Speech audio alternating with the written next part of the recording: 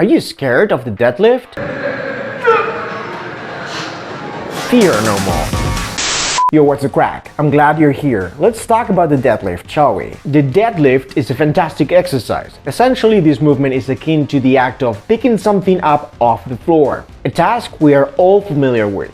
Simply put, the deadlift is a fundamental movement pattern we are all designed to perform. And yet, this is an exercise that many people are afraid of. Actually, they are not really scared of the movement itself, but they are intimidated by the prospect of having to add weight onto the bar.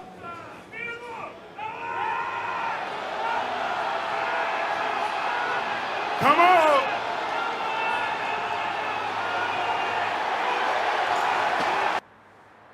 Muy bien. As a coach working mainly with novices, I can honestly say that people's worst enemy is themselves. And more particularly, what happens up here. After a few introductory sessions to learn and practice the technique of the deadlift, the vast majority of people could start adding weight to the bar linearly for months. If you've hired the services of a good coach, this is bound to happen and you'll finally realize how strong you are in such a movement. However, many people can't afford a coach and therefore train by themselves, which is okay if you're well adjusted and have a good head over your shoulders. So, if you're a beginner lifting on your own, you should focus on gradually becoming more familiar with the technique of this fundamental movement through frequent practice. Unfortunately, most people at commercial gyms end up skipping this movement altogether because they lack the confidence to perform this seemingly intimidating exercise. And even though I'm not dogmatic in the sense that I see the deadlift as a mandatory lift for everyone, I also believe that most times people don't go through the protracted yet necessary trial and error period of learning the basics. And without going through this initial phase, it's very difficult for me to believe that people can determine whether a movement is worth doing for them or not. 1. Fear and intimidation. 2. Poor form. And 3. Lacking a progressive plan. These are the 3 most common limiting factors for beginner trainees. In this video, I'll be tackling number 1 and 3 in depth. And look, I'm fully aware that managing such innate feeling like fear is very personal and should be addressed on a case-by-case basis. However, I do believe that many noobs could benefit from the strategy I'm about to lay out in this video. Fear stems from the unknown or the uncertainty about something new. In other words, ignorance is the perfect breeding ground for fear to grow and self-defeating thoughts to flourish. In that irrational environment, many succumb to unfounded preconceptions about the deadlift. This exercise is dangerous for my back.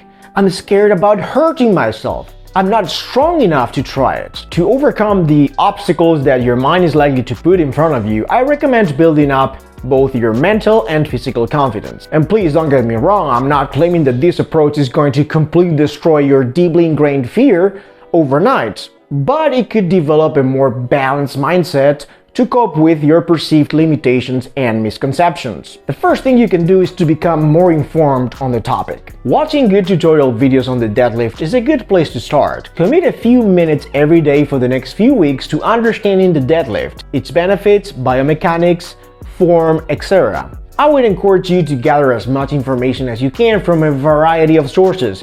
That way you can build a clear and educated picture on what the deadlift is and what it has to offer to you. Something you need to be mindful of is to remove your preconceived bias in your searches. When you click on a search bar, type neutral things like how to deadlift, or deadlift tutorial, deadlift form, or something like that. Because if you allow bias in your search, guess what? Be sure that some moron on the internet has already produced the type of content that people are looking for to justify their fears. This could happen if you type things like, are deadlifts dangerous? Can I hurt my back during deadlifts? Not searching for information with a neutral undertone might result in you finding content where you are told exactly what you wanted to hear in the first place.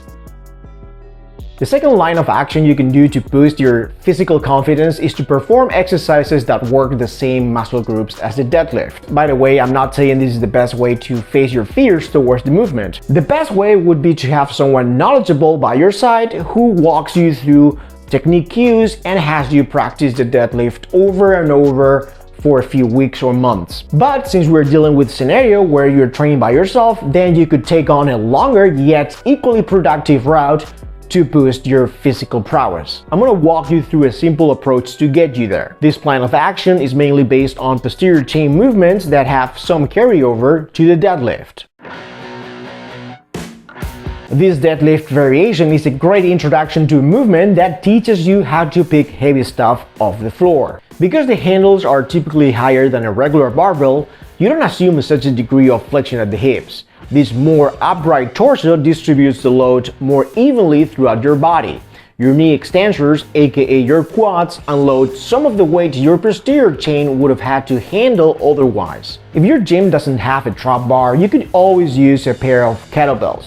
However, kettlebells present some limitations when it comes to the type of carryover that you would get for a conventional deadlift with a barbell. For starters, we're using two independent objects.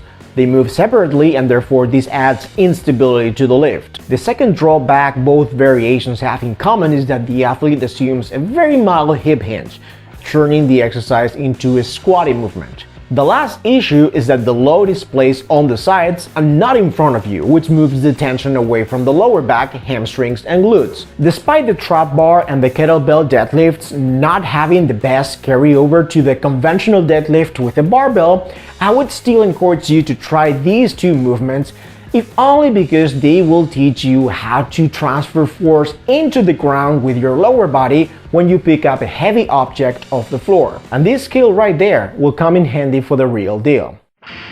The Romanian deadlift is a bit of a misnomer because there is no actual deadlift happening. You are not picking something up off the floor. However, the true value of the Romanian deadlift is that it addresses all the limitations and drawbacks that the trap bar and the kettlebell variations have. First, you are now using a barbell. Secondly, the Romanian deadlift is a great tool to practice the hip hinge because now you can create a higher degree of flexion at the hips.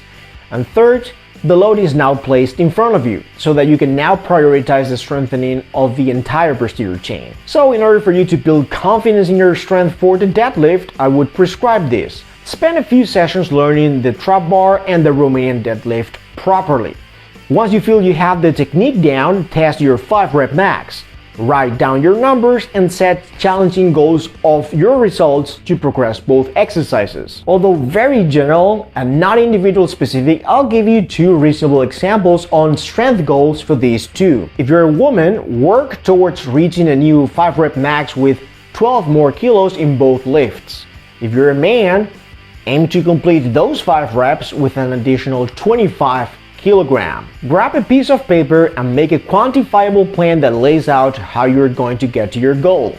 Ask yourself the following question: how am I going to progress these two lifts week after week in order to reach the target number? A good place to start would be to add 2 to 5 pounds every week to each lift. Practice these two movements at least 2 to 3 times per week so that you can give yourself plenty of opportunities to learn and improve your form. Your goal shouldn't be to push each set to muscular failure, but rather to ingrain the mechanics with increasing loads. Once you finish training these two moves, you could move on to accessory work to further strengthen muscle groups that are going to be relevant during a hip hinge. On the day where you prioritize the trap bar deadlift, perhaps you could perform a few sets of a PENDLAY row. This movement allows you to further develop the skill of picking up a dead object off the floor with a static hip hinge. Here, your body has to learn to create isometric tension in a pronounced hip flexion position while you dynamically target the muscles of your middle and upper back. On the day where you put the emphasis on the Romanian deadlift, I would encourage you to do row movements that spare your lower back.